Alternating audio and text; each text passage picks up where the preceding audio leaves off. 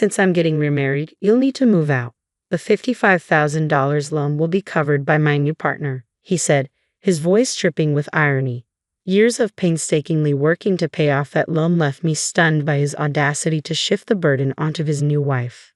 "Then, I guess the $5,000 monthly payments will be your responsibility now," I replied, making clear the true amount I had been shouldering all along.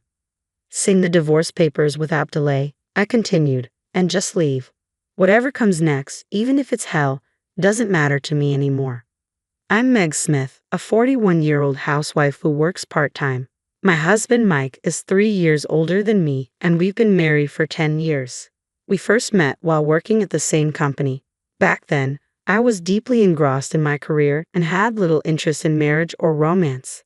However, after turning 30, a colleague who was contemplating going independent persuaded me to switch jobs. Just as I was starting to settle into my new role, Mike, a senior colleague from my old company, confessed his love for me. From the start, my relationship with Mike, who was in his mid-30s, was viewed through the lens of marriage. However, 2 years later, we tied the knot, largely due to pressure from those around us. My in-laws were incredibly supportive, treating me like their own daughter, which allowed me to continue working without concerns. A year after our marriage, we built a house that reflected our dreams and desires. Although it was a significant investment, we secured a loan with a manageable repayment plan. This major purchase solidified our commitment to supporting each other. For the first 2 years, we lived as a typical working couple. However, in our 3rd year of marriage, as we began contemplating starting a family, Mike dropped the bombshell that he wanted to leave his job to start his own business. He had always dreamed of launching his business before turning 40 and had been quietly building his network and saving money. While the future of his venture was uncertain, his resolve was unwavering. By the time I discovered his plans, he had already resigned from his job. I felt disheartened by the lack of communication between us, especially since he seemed to assume that my income alone would cover our needs. Shortly after Mike launched his business, my father-in-law fell ill and was hospitalized. It became clear that returning to his previous lifestyle was no longer feasible, and his home would need extensive renovations for his post-discharge needs.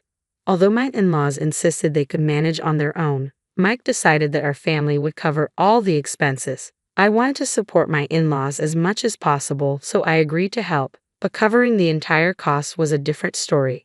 Our household expenses surged, and I was left bewildered.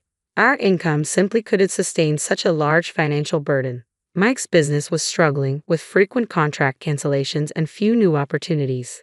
His income had dwindled to nearly nothing, and I was left to handle all living expenses and loan payments with my salary. Despite being nearly unemployed, Mike remained indifferent to our financial strain, dismissing my concerns and treating the situation as if it were someone else's problem.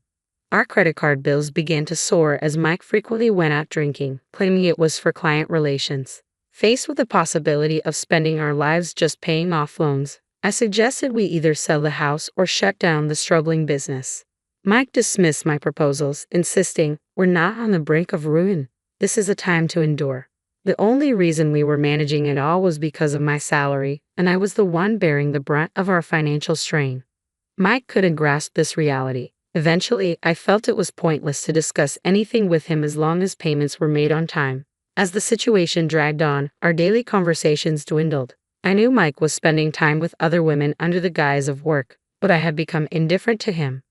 One day, after returning from work, Mike finally spoke to me after a long silence. With a smirk, he waved a piece of paper in front of me and said, "I've decided to divorce you.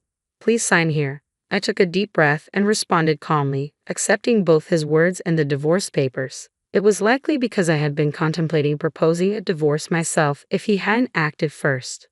"Can we wait a moment? I just got home. Let's discuss this in the living room," I suggested.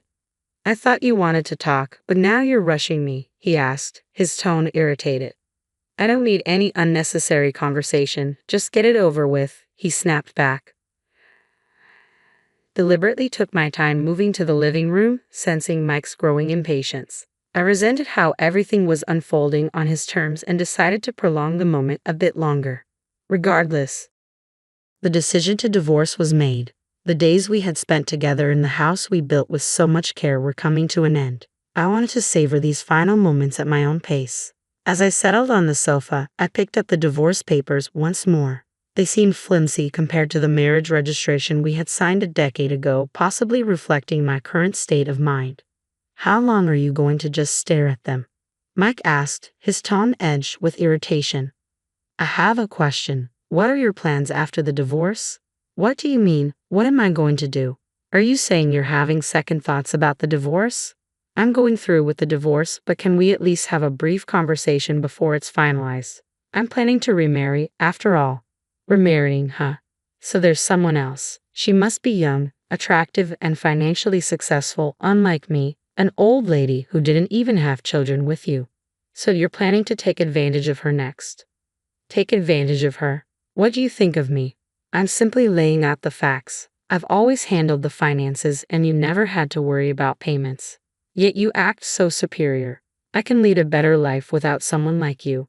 The divorce is actually a favor for me. Sure. I'll brush off your bitter remarks as the ramblings of someone who's lost. Maybe I should have said more. Keep talking. The divorce is final, and I won't have to see your face much longer. So please move out by the end of the week. I'm leaving today. I can't stand hearing your voice any longer. By the way, does your new girlfriend know about the loans you're carrying? Of course she does. She's agreed to contribute $500 a month for living here. It's no big deal for her. She won't struggle with the loan payments like you did. Understood. After signing the divorce papers, I decided to leave with my belongings already packed. I'll leave the remaining furniture behind as part of the asset division. Dispose of it if you don't need it. Just go. And best wishes to your new girlfriend. Handling a $5,000 monthly loan payment will be challenging, but good luck. By the way, I've left a note detailing the loan information for her. With a smile, I handed Mike the note, got into my car, and drove away from my former home. I headed straight to City Hall to submit the divorce papers. I hadn't felt this relieved in a long time and thought I should have divorced sooner without worrying about him managing the loan payments. A week after the divorce, one morning, I received multiple calls from my ex-husband Mike. Though I had anticipated this, it was still quite irritating. I decided to address it and answered one of his calls. Yes, what do you want? I wouldn't be calling if it weren't important. That's quite rude, but is it true about the $5,000? I have no reason to lie. You're expecting me to cover your debt. I sighed deeply at his words. Maybe I should have explained everything more clearly instead of just relying on the note. Despite the inconvenience, all the details are laid out in that note. I thought you'd understand it if you read it. I'm calling because I still don't get it, even after reading. I'll break it down for you. Besides the mortgage on the house, there are the renovation costs for your parents' home that you chose, the personal loan for your father's medical expenses, the business loan for your venture, and the credit card debt you accrued, all under your name. If there were only a mortgage, I could have managed that, but there's much more. If you have doubts, you can verify it. I helped because I was your wife, but now that we're not, it's no longer my concern. I told you when I left that there's a monthly payment of $5,000.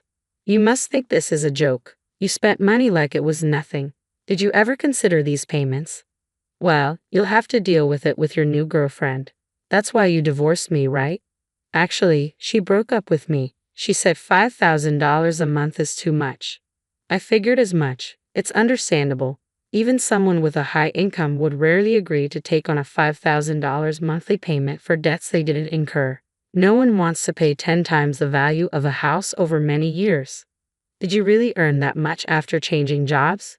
Yes, my salary increased fivefold after changing jobs, but all that income went straight to repayments. I didn't realize you were making so much. I wouldn't have suggested divorce if I had known. It's not that you didn't know, you just weren't interested. After I switched jobs, you never asked about my work or my salary. You should have brought it up yourself. You never discussed your income either, even when we worked together. You barely communicated. Once you went independent and had little to no income, yet continued to spend recklessly, I figured it was pointless to bring it up. Let's start over. Come back. I refuse. I've finally achieved my freedom. Then what about the payments? $5,000 a month is unmanageable. Sell the house and use your income to pay off the remaining debt. You might be able to handle it if you adjust the repayment plan. Why not continue with the payments? I have no involvement with you anymore. I'm not interested in a stranger's debts. You're incredibly cold. Don't you have any empathy? I may seem cold, but I've been making substantial payments for over 6 years. Part of it was out of love for you, and part of it was because I felt obligated to your parents. If you wanted to come back, it might have been different. But you chose the divorce on your own. Technically, I have the right to sell the house, divide the assets, and even claim alimony for adultery. But I wanted to sever ties with you before dealing with that. I'm done with someone who turns their own money into a facade of wealth and squanders everything. I'm exhausted from covering your reckless debts. My life is my own now. Don't involve me in it any further. With that, I ended the call. Mike ceased to interfere in my life after that. The relief I felt when everything was finally settled was immense.